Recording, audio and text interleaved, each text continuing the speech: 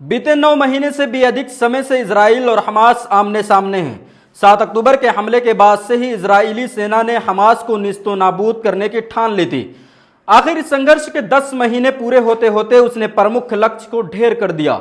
इस संघर्ष में बीते समय से हमास के कई कमांडर ढेर हो चुके हैं, लेकिन हानिया की मौत संगठन के लिए एक बड़ा नुकसान है।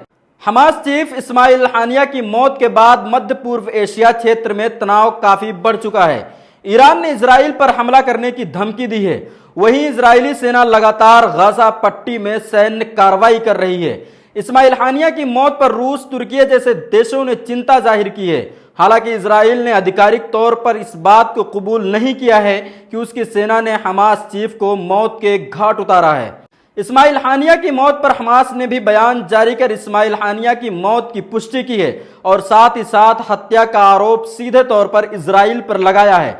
हालांकि अभी तक इजराइल की तरफ से इसे लेकर कोई बयान जारी नहीं किया गया है। वहीं दूसरी तरफ तेहरान में हमास प्रमुख इस्माइल हानिया की हत्या को लेकर ईरान के सर्वोच्च नेता आयतुल्लाह खामनेई ने इजराइल को चेतावनी जारी की है। खामनेई ने कहा है कि ईरान हमास की राजनीतिक शाखा के प्रमुख की तेहरान में हत्या का बदला लेगा। उन्होंने कहा है कि इजराइल ने खुद ही अपने लिए सख्त सजा का रास्ता बनाया है। ईरान के सबसे बड़े नेता ने आगे कहा, आपराधिक और आतंकी यहूदी शासन ने हमारे घर पर ही एक मेहमान को शहीद कर दिया। इसमें हमें बेहद तकलीफ हुई, लेकिन इससे उसने अपने लिए सख्त सजा की पृष्ठभूमि तैयार कर ली है। उन्होंने कहा कि हानिया को कभी भी शहादत से डर नहीं लगा और वो अपने जीवन में हमेशा यही चाहते थे। लेकिन ये कड़वी और कठिन घटना जो कि ईरान की सरजमीन पर हुई, इसकी वजह से हम इसकी शहादत का बदला लेना अपनी जिम्मेदारी समझते हैं। जिस तरह हमास के राजनीतिक प्रमुख इस्माइल हानिया को ईरान की जमीन पर मारा गया, वो भी राजधानी तेहरान में मारा गया, उससे ईरान आग बबूला है।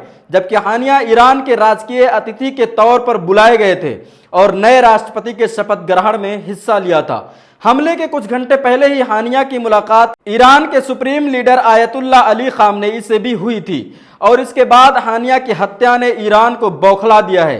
ईरान के सुप्रीम लीडर खामनेई ने ईरान को इजराइल पर सीधे हमले का आदेश दे दिया है। इस बीच ईरान के राष्ट्रपति मसूद ने कहा कि तेहरान अपनी स्वायत्तता और सम्मान को बचाने के लिए वो सब करेगा जो जरूरी है। उन्होंने कहा कि ईरान और फलस्तीन के बीच संबंध पहले से भी ज्यादा मजबूत होंगे।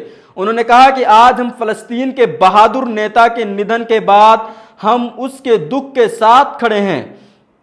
कल मैंने उनका विजयी हाथ उठाया था और आज मुझे उन्हें अपने कंधे पर ले जाकर दफनाना होगा। उन्होंने कहा कि ईरान अपनी स्वायत्तता और सम्मान और गर्व की रक्षा करेगा और आतंकियों को उनके डरपोक कामों के लिए अफसोस भी कराएगा। ईरान इजराइल से बदला लेने के लिए सैन्य तैयारी कर रहा है। ईरान ने इजराइल को कड़ा संदेश भी दिया है, साथ ही साथ उसने एक बहुत ही प्रतीकात्मक संदेश भी दिया है। हमास चीफ के मारे जाने के बाद ही ईरान ने जमकरान मस्जिद पर लाल झंडा फहरा दिया है। जमकरान मस्जिद पर लाल झंडा फहराने का मतलब यह है कि घोर अन्याय कर खून बहाया गया है और जिसका खून बहाया गया है उसके खून का बदला लिया जाएगा। इस तरह से लाल झंडा फहराने का मतलब यह होता है कि ईरान को गहरी चोट लगी है और ईरान इस चोट की क्षतिपूर्ति बदला लेकर ही रहेगा।